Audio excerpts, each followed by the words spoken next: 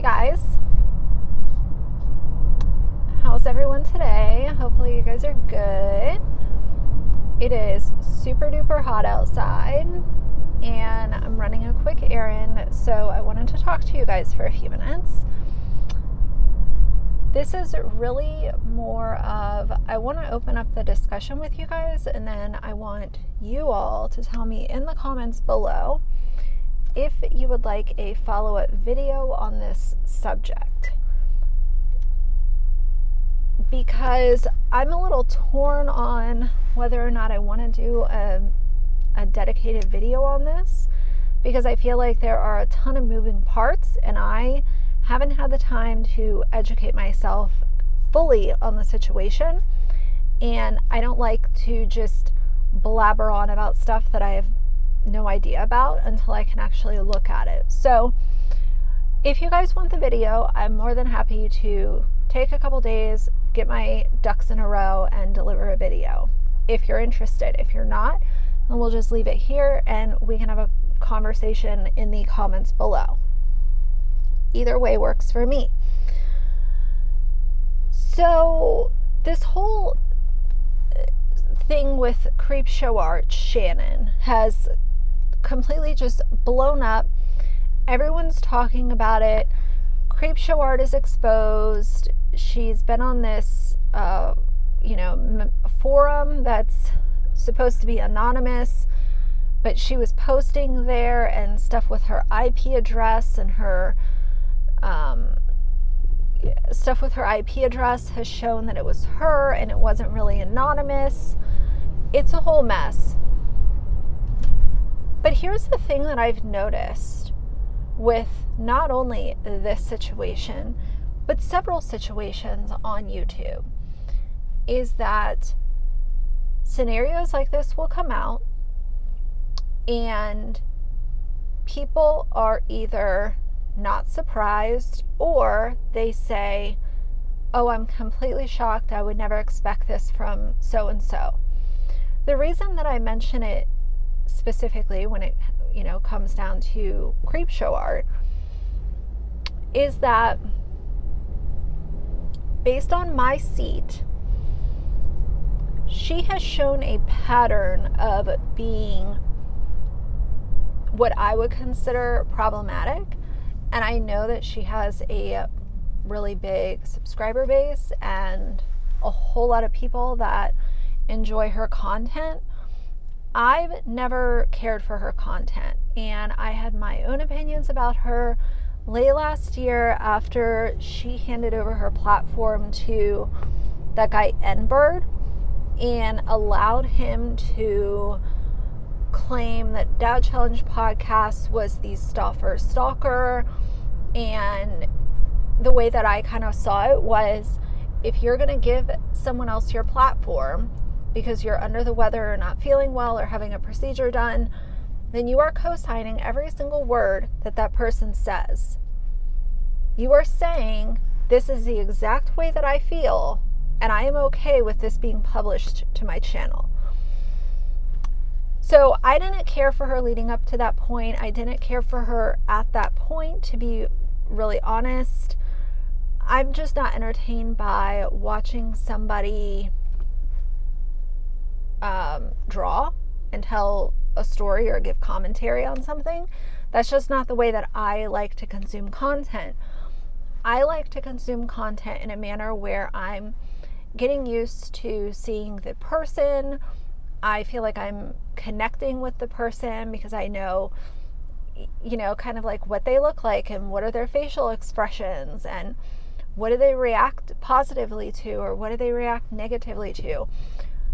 That's just what I enjoy, and I understand that might not be for everyone, but just to give a little bit of context as to, I'm not just saying, well, I don't like her because I don't like her. Her content delivery is not the type that I like to consume. So that was kind of the way that I felt about her leading up to that point. I made a video discussing it after she handed over her platform, but here's the bigger topic at hand, at least in my opinion, is that several YouTubers have been exposed. I feel like the word exposed is just so overused in the commentary world, in the drama and tea community. Everyone's exposed. Who's going to be exposed this week? Who's going to be exposing who tomorrow? It's just, the word is redundant at this point, and it doesn't really hold any weight. But so many times when I see these things happening, it does sort of make me laugh, because when a YouTuber shows a pattern of certain behavior, in this situation, I am talking about negative behavior and negative interactions with other creators, negative interactions with their own subscribers.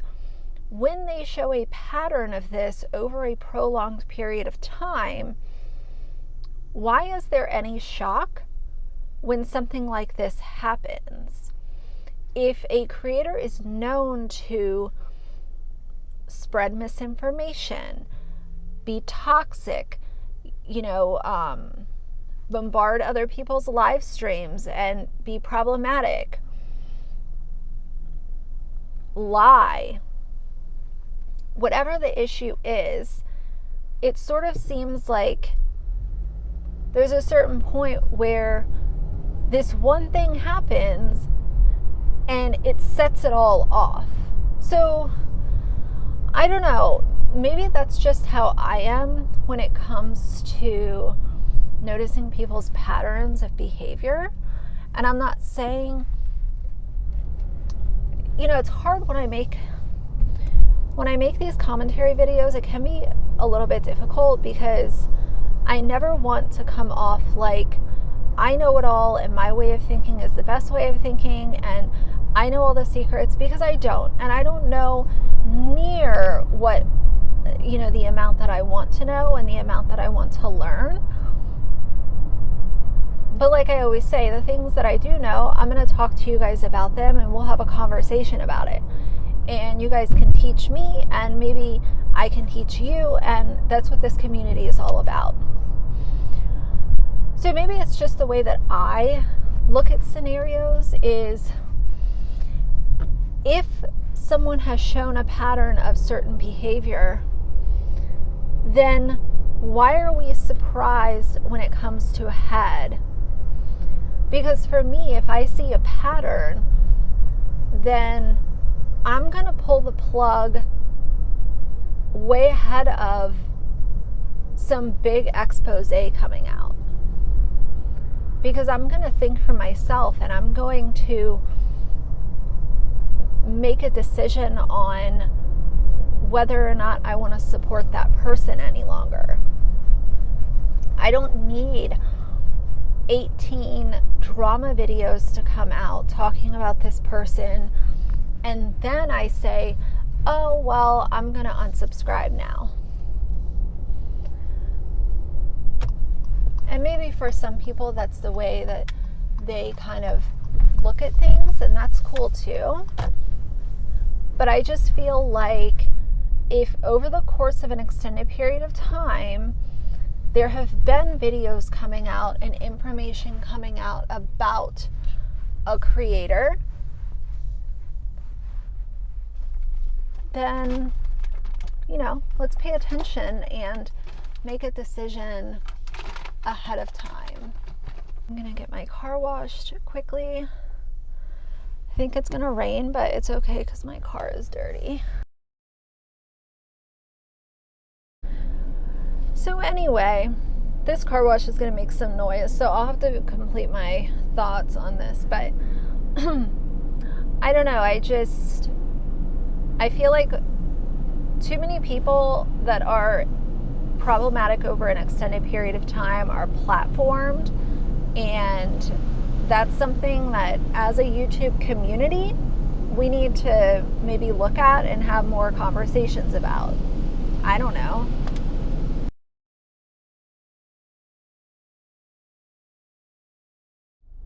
My Lord, it is getting hot.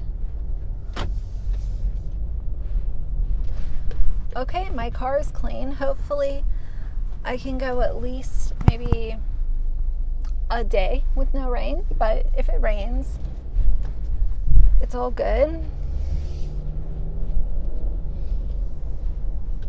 So anyway, it was funny when I was waiting for my car just now, I got a comment from someone on my Bits of Brie video that I did, and you know, it is what it is when you do commentary stuff, but she was like, do you ever post a positive vlog?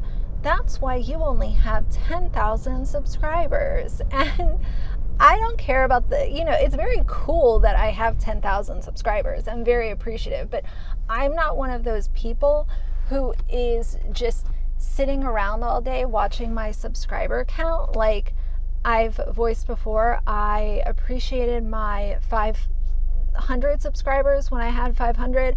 I appreciated 5,000. I appreciate the number that I have now. Like, I just love my community. I love making content for whoever wants to watch it. But it's just very funny because you'll get one of those once in a while, and it's like, well, you clearly have not watched any of my other videos. If you want something more positive, go watch me celebrate my dog's birthday and spoil him, or go watch one of my favorites videos where I talk about stuff that I love. These are also the people who have live, laugh, love, stuff all over their profiles and subscribe to toxic positivity. So either way, that's pretty much all that I wanted to talk about today. I just wanted to put this out there for you guys. How do you feel about patterns, and how do you feel about when you see a pattern of a YouTuber or an influencer over the course of, say, a year, and you see this repeated behavior over and over and over again, and then something like this happens and the whole internet is like, oh my God, like completely shocked. Do you, pat yourself on the back for having a good intuition and going with your gut? Or do you wait for the masses to respond and then make your decision? Like, there's no really wrong answer. Obviously, I just want to open it up to you guys and see kind of what you think. My intuition with Creepshow was not very good early on, and it is what it is. But if I was also the kind of person to be a long-time subscriber of hers and then all of this happen, then I would also make my decision. So I'm not saying that there's a right or a wrong way to go about it. I'm just more curious. And do you guys want me to do a deeper dive into this situation? Are you curious, or are you completely bored by it, don't care? I'm going to link Beauty Demon's video on this in my description box because she's actually one of my subscribers. So go check her channel out. But she did an excellent video on this situation. So if you want to know more about it immediately, check her video out and let me know if you guys want to hear from me more, in-depth thoughts. But either way, for now, if you like the video, please leave a like and a comment. And if you'd like to see more from me in the future, please subscribe. I'll see you guys soon. Bye.